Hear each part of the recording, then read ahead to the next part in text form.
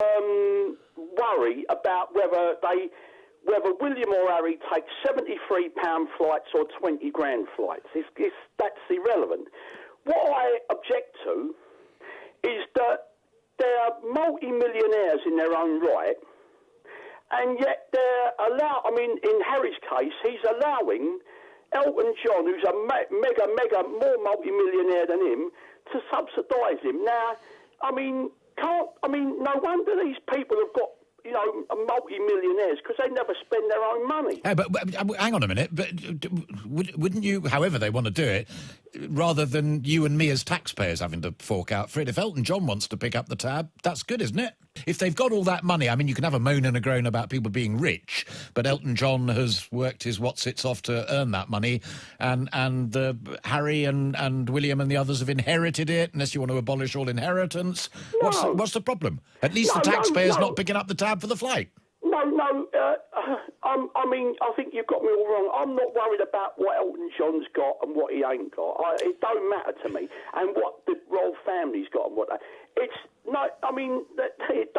seems like they don't spend the wealth they've got.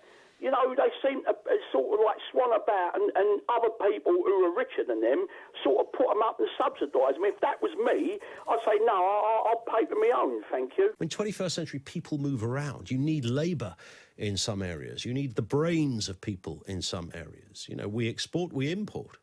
Kind of the way it works, isn't it? Shirley's in Birmingham to start us off on this. What's going on, Shirley? Good afternoon. Hi. I could rap it all day about people from Eastern Europe. Bet you can. What should have happened? They should have come in with a visa or with an employer's visa. They shouldn't have been allowed to willy-nilly just walk into the country. And I don't know where to start. I think the government has an agenda of population replacement. That's just my heart. Really? But what do they replace? What, replacing Brummies with Poles? Well, you see, it started in America where all these Mexicans were undocumented. That's just crazy. You can't get in through Canada, or you can't get into America. How have they got undocumented Mexicans? 50 million. It's a nonsense. Well, you're not. Many of those will be illegal, and then various governments over the years have decided to ignore some of it because the problem is either too big or, curiously, it's been convenient in terms of the low-skilled labour market, and it's sort of largely been left alone. Yeah, but in America, it was fundamentally a population replacement. Replace the blacks and put the blacks in jail. And here they're replacing... Well, where are you... So they wanted to put all the black people in jail and bring in some Mexicans? Yeah, Well, where did you just made that up, Shirley, didn't you, coming on the radio? You're just making stuff up. Where do you get that from? You've been reading David Icke's book. What's going on? There was a DJ, I don't know whether he was on Talk Sport, he said... But I wanted to rabbit about East Europeans. Yeah, what's a Polish person done to you? Well, I phoned Royal Mail because I kept getting my mail at 6 o'clock at night. Yeah. They kept stealing from the phone, the red pillar boxes. I phoned Royal Mail and I said, just don't employ them. I said, you at Royal Mail, you're a flaky organisation. You're going under at best. Hang on. So you think the Royal Mail were employing Polish people who were stealing the letters? Yeah, there were Romanians, white East Europeans from wherever. Okay. They have compromised Royal Mail. Seriously. Well, so there's been a kind of almost a mafia influx of Eastern Europeans into the Royal Mail in order to steal parcels and letters. It's not. You see, I can't. We would have heard about this, wouldn't we? This would be a really big story if all these letters were going missing in Birmingham. With me, I have to. Shirley, are you making things up again, Shirley? No, just let me say this. I physically go to the post office to post a letter because something's not right. I phoned Royal Mail. I said, okay, please. No, I said, don't employ them. And Royal Mail said... hang on, what do you mean don't employ? There's lots of people work at the Royal Mail. How can you... So you ran the Royal Mail and said, don't employ the Eastern Europeans because they're nicking my post? Not my... What were they stealing from you, Shirley? What did you lose? Oh, I tell you what, now that you've asked, one of them registered his car to my address. OK, well, that's an act of criminality and it's fraud. But, I mean, the last time I looked, you probably will find more people in magistrates' court, even as a proportion, who aren't from Poland, who've done that. Well, he may have been Romanian, Bulgarian, it doesn't really matter. There's a genuine... Well, it does to you, doesn't it? You're obsessed by it, Shirley. I know, because there was the Royal Mail thing, there's the ASDA thing. ASDA? Yeah. What have ASDA done to you? ASDA, they've got security tags on the wines. Yes. They've now put the security tags on the basket. Wine gums. That's how bad it's got, yes. The basket, you can't pick up a basket. It's got a security tag on it. Right. Because they're shoplifting. They've got security tags on the baskets. But how do you know that all of this is happening because of Eastern Europeans?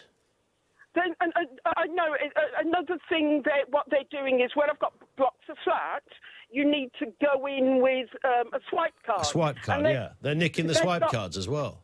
No, they've got keys to get in because they fiddle the tenancy. How does it... Yeah, but that's nasty. This is what I genuinely feel, how the problems come arise.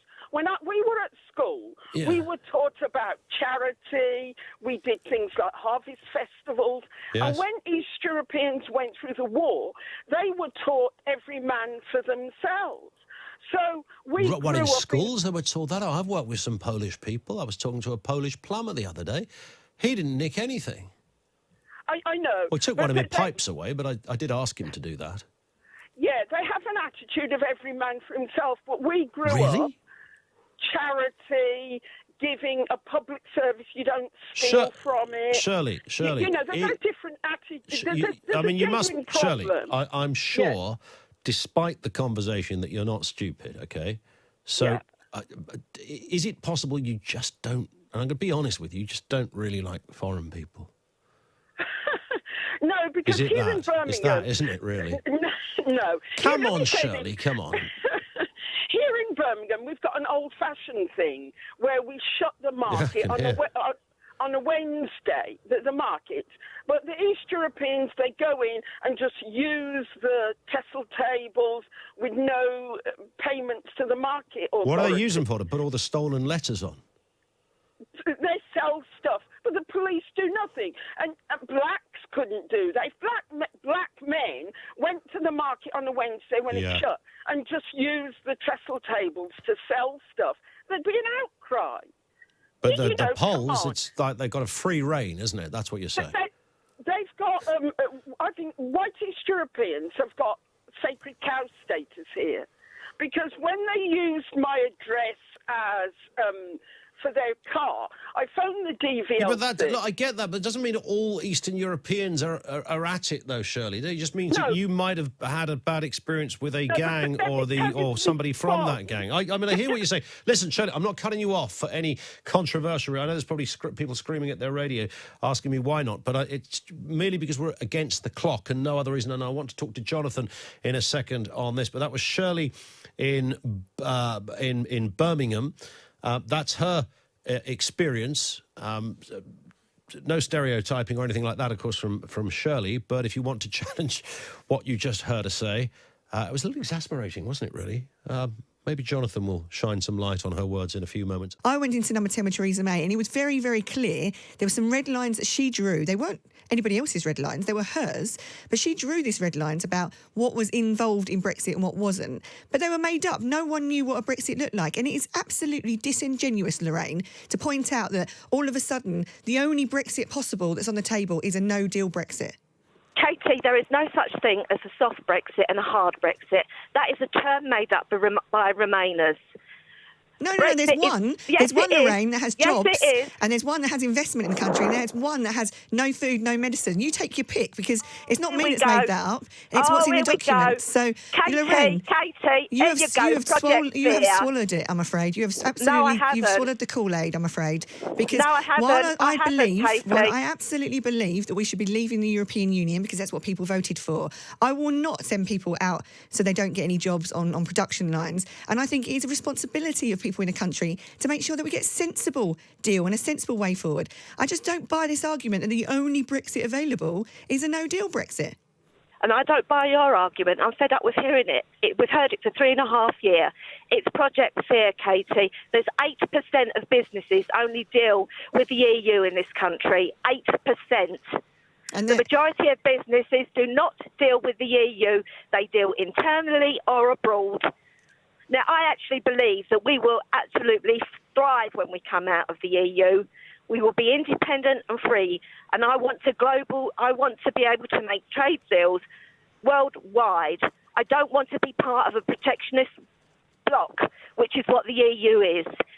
I think we agree on one thing, Lorraine, that we will thrive in the long run because we are British and we've got the ability to be entrepreneurial and we'll be great. It's actually the short term that I worry about, and I do worry about jobs in places like Sunderland. 35,000 people directly and indirectly in Sunderland and in the wider area alone work in the car manufacturing industry. That is something that I want international investors to carry on investing in Britain, and that's why I think we should be going for some kind of deal. Thank you for taking these people on. I used to work in the security services, and I can assure you that what they're creating is a criminal's paradise. It's not the case of if something bad happens, they're going to react, and let's face it, it's not going to happen because the police are already there. But the fact is, criminals will target towns when they know the police are stretched. They are putting people's lives at risk. It's as simple as that. They're coming up with pseudoscience. I read an article from NASA, who I tend to believe that they're quite intelligent people, who were saying it's actually the sun that affects the earth, and there's a possibility that the earth's going to get actually colder because of the sun's activity, and that's why the ice age happened. So the thing is, they're coming up with this pretend science and saying it as a statement of fact. And actually, to me, the police should be doing something. They should be arresting them because the right to protest is legal, Dan, but obstructing highways is not legal. Absolutely, absolutely. And I think when it comes to the science, look, I don't for a single second have any doubt that there are massive issues with climate change and so much needs to be done. And actually, we are all changing our behaviours. I'm a big environmentalist. I absolutely back the action that the government is taking. But the point that I get so frustrated on, Sean, is that the UK isn't the issue here. It's the governments of China and India and the US which are refusing to do anything. Oh, absolutely. I absolutely cheered when you mentioned China. The fact is they wouldn't dare go to China because they know fair well what's going to happen. We're a very tolerant authority when it comes to things like this. In China, they would they'd just have the tanks sent out, wouldn't they? Exactly, yeah. They wouldn't get away with it, and they know fair well we're a soft touch. And we are very proud of democracy. We're proud of the right to protest. But I remember that awful case of that poor man who couldn't get to see his mum dying because he couldn't get through the traffic. And one of them said it's very sad, but we're all going to die anyway. I'm changing my car to a newer one that is hybrid. A hybrid, good. With the next 6 weeks. Oh, good. So you'll be playing your part in saving the planet then? That's what I'm trying to do. I mean, you don't believe in that. I don't know how. Do you not believe in that? You seem to me like have the same ideology as that Trump has. Like, yeah, that's right. Yeah, I'm just like Donald Trump.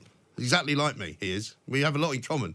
I'll tell you what I don't believe a load of nonsense, Adam, like you do, right? I do not believe, for example, that we are in a climate emergency. I've just explained to you that even the people that call it a climate emergency are only calling it that so that the stupid people will think it's an emergency. That's why they're doing it. Michael, the stupid people is the people who are like you who don't believe on it. It's not the people who believe on it. Right. So what do you think? So what do you think? So by changing your car to a hybrid, what do you think's going to change about the world then? Well, if I do my part, you do your part, everyone do his part. And what's going to happen then? It will change. We will change. You're going to change the climate. Do you really believe that you think I'm stupid, right? You actually think that by changing your car, you're going to change the climate. That's how thick you are. I'm not sick because you think if I change my car, nothing will change. Nothing will change. Nothing's going to change. Or you're sick. Nothing. No, Michael, listen, Michael. I think you are sick. Do you? And you call the people who believe in the climate change stupid, but I think you are stupid. Well, that's fine. The people who don't believe on the climate change are the ones who are stupid. Okay. Because if you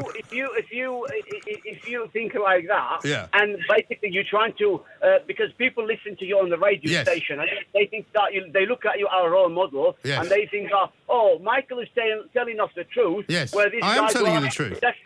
No, you're not saying the truth. You're trying to brainwash people. No, I'm not. You said to me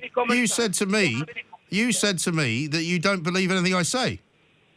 Yeah, because you don't have any common sense and you're trying to lie to people. I see. Okay. Well, listen, Adam, it's been a real pleasure talking to you. I haven't been called thick for a long time. Good luck with the new car, and good luck with saving the planet. And when you get the new car, please call in. I'd just like to say that I think, from the bottom of my heart, from every fabric of my being, that what has gone on in the press and from the Jewish leadership in this country, that what's been directed at Jeremy Corbyn is a witch hunt, and that what is happening is what typically happens, which is that anyone who criticises Israel is essentially targeted by certain groups in the right-wing press and by groups like the Board of Jewish Deputies, I'm afraid. And you do realise, don't you, Ethan, that this is fairly anti-Semitic, what you're saying yourself? No, it's not. I'm actually Jewish. Doesn't matter. You could be anti-Semitic and Jewish. No, I can't. I'm not. Well, you can. I'm really not.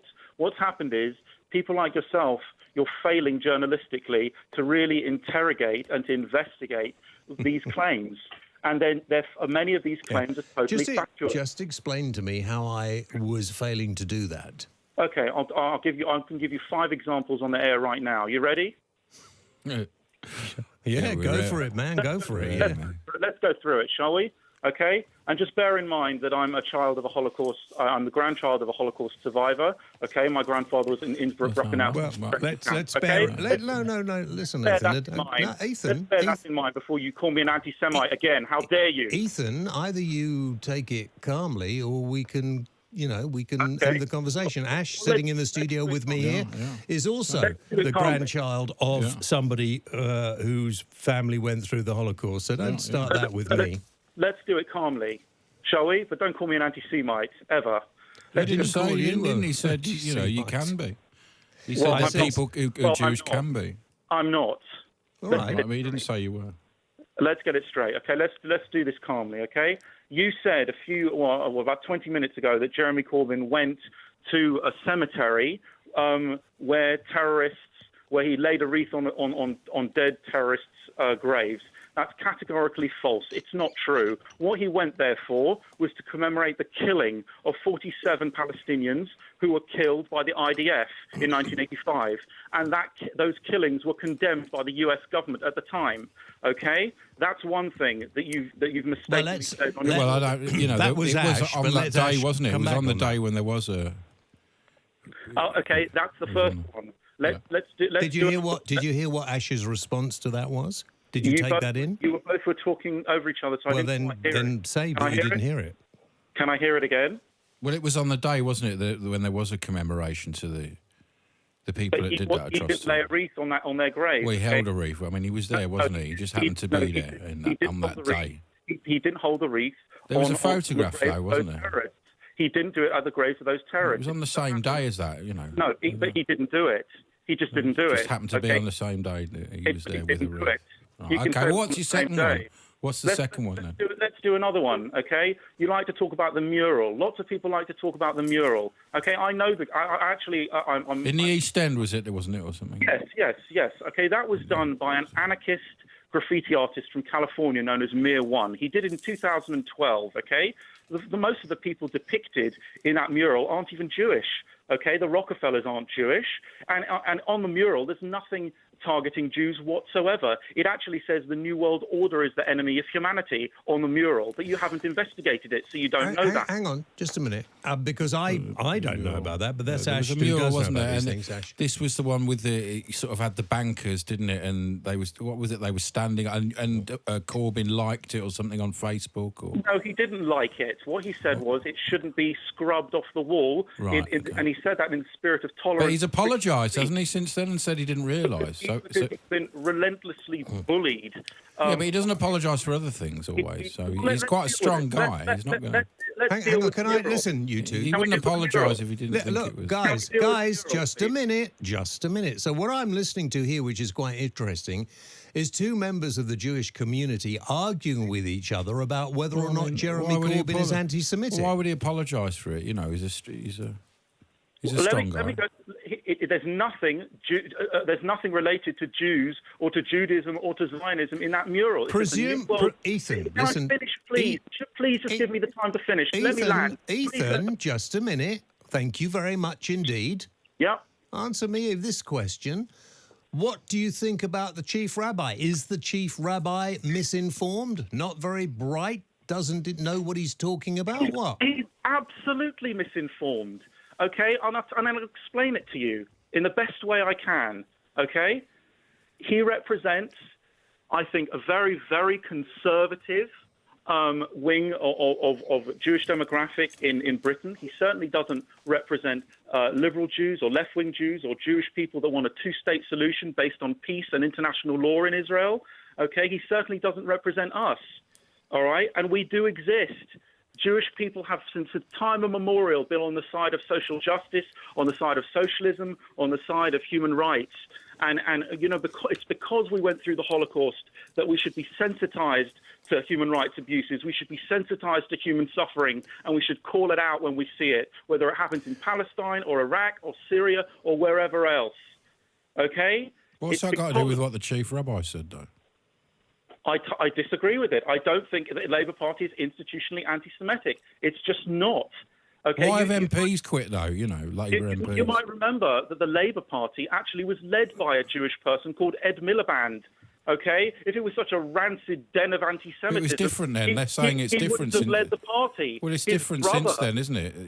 Why have, back to the question that Ash asked you, Ethan, why have a number of Jewish Labour MPs quit? Very upset and very hurt about the way they've been treated and bullied within the Labour Party by not all of the Labour Party, obviously, by certain factions within the Labour Party. I think there's been a lot of frustration against these people because these MPs... A lot of frustration against what people? Against certain MPs like Ruth Smeeth and Luciana Berger and others who've had it out for Jeremy Corbyn and his new leadership from the very beginning. We've seen the knives out for Jeremy Corbyn from the very start. So they've quit to get him back.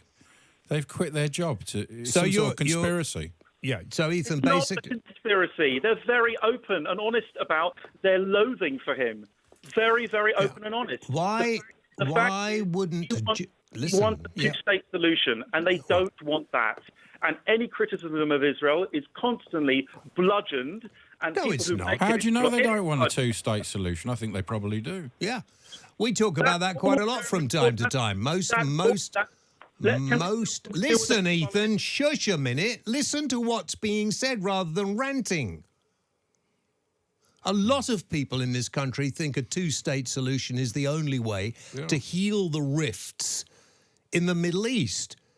A lot of Jews, Israeli Jews in particular, and lots of Jews around the world think that a two-state solution is the way to go. Nobody is denying that. But they'll still think the Labour Party is instituted. They don't come together, those two things. Can I respond to your comment? Yeah. Because I think it's a really good point, and I am happy you raised it. Okay, and it goes directly to one of the other things that's constantly brought up about Jeremy Corbyn when he referred to Hezbollah and Hamas as friends. Do you recall that, yes? Of course, yeah.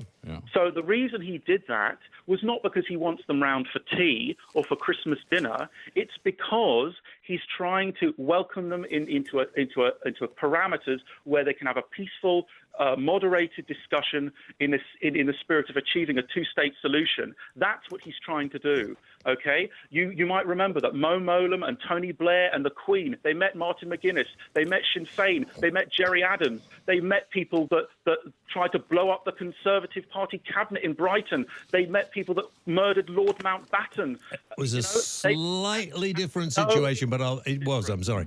It's not. I'm sorry, but as far as I'm concerned, and I'm allowed my opinion as well as you, I think it was. Now listen, I'm about to talk. Oh gosh. I'm about to talk to Lord Clive Soley, former chairman of the Labour Party, 1997 to 2001, and get his thoughts on this. Is there anything you would particularly like me to ask him? I don't know who he is, but I would really encourage people to really... I'm very surprised, as presumably you're a Labour supporter, I am very surprised that you don't know who Clive Soley is. Well, I don't. Well, I think you should find out. Well, I've raised a lot of points today that you're not quite aware of as well, okay? I don't think you have, but okay. I have, okay? And here's another thing that I think you should know about, that I imagine that you probably don't know, And a lot of. Well, I don't know that whatever you're going to tell me, if I don't know, is factual anyway. Go on, tell me. Look it up. Tell me what you think. It's not controversial at all. Okay, and that's that when Hamas started, when in its genesis in 1987, do you know that they were actually supported by the State of Israel? That they were armed by the State of Israel? Do you know that? So Jeremy Corbyn is criticised and called anti-Semitic for reaching out. You didn't know that, Ash? No, but I mean, what's that got to do with the situation today? No idea. I'll tell you why. Because Jeremy Corbyn welcomes them in the spirit of having dialogue and a peaceful resolution, and he's called anti-Semitic. But the State of Israel actually supported and funded them. Can you just remind me one thing? I've got to listen. No sense of irony. Ethan, calm down. Are Hamas still firing rockets into Israel or not? Hamas are still absolutely resisting Israel, and Israel is firing rockets back at them. Okay. Listen, check. I just wanted to know. I just wanted to make sure that they were still behaving in that way. Okay, fine. Indiscriminately firing rockets into another country. I don't think that's on. I'm a Labour voter. I've been a Labour voter all my life, a working class. I could never vote for Labour with Corbyn in charge because it's not Labour. It's communist, it's socialist, I don't care what them two say. And to flip over the fact that, yes, he might have a few links with Hezbollah and the IRA, I think that is absolutely insulting. Man loves to... Can I ask you? Let's move off from the security issue because I think everybody will agree to disagree. But I'm quite keen to understand from you. You say you've been a lifelong Labour voter. What is it about Jeremy Corbyn that you feel is communist in your words? And I'm using your words, the ones that you use. Name me one of the suggestions that Jeremy Corbyn is putting forward that is just a step too far to the left for you as a Labour voter. Well, everything to do with renationalisation. I don't like the fact of the influence that Len McCluskey's got over him. So hang on a minute. Let's take nationalisation. Let's take nationalisation of. I think the proposal is the railways, some of the energy services, and broadband and things like that. There are other countries that do that. For example, Germany has got nationalised rail. In your view, is Germany a communist country? No, I don't think it is, and I don't think that we can compare the two. What I am I just asked you which ones they were, and you just said the nationalisation was a step too far. Well, let me tell you then. I'm trying to. Okay, basically, we have spent millions and millions, if not billions, on these companies since we had Mrs. Thatcher sell the lot, whoever it was, Labour before her, actually, wasn't it? But what I'm saying is that the billions that would be wasted doing that, which would then break the country as it was when the last Labour Party were in, then in 5 years' time, the Tories will get in and change it back. What we need to do, surely, at this point now, is take the best of a few people and get together and get this country sorted out. We don't want a far-left government where we're going to go back to the 70s when nobody had any work. We don't want to listen to idiots like Boris Johnson. Believe me, I don't support him at all. And I'm actually in a position, and everybody I speak to says the same, ex-Labour voters will not vote for Corbyn. We've all heard what Boris has said, and you don't make the sort of remarks he makes about bum boys and Piccaninny smiles unless you are anti-gay, race, if you're against various races, you wouldn't even think those comments. I'm absolutely confident that Boris Johnson is neither racist nor homophobic. Well, I don't know. I don't share your confidence. I mean, here's the thing, Nicola, because so many people are raising these two columns, right? That's what this is about. It's about two columns. Now, I'm a newspaper columnist. I've been a newspaper columnist since, actually in New Zealand, since the year 2000, right? But in this country, I've been writing columns in national newspapers since 2007. So if you were to go through every word I'd ever written, take it out of context, I'm pretty sure you could find a couple of things against me that might not look particularly good. Not the terms that you're referring to, but things that maybe wouldn't look good. Because, when you're a newspaper columnist, you're there to write strong opinions in context. And these quotes are being taken out of context.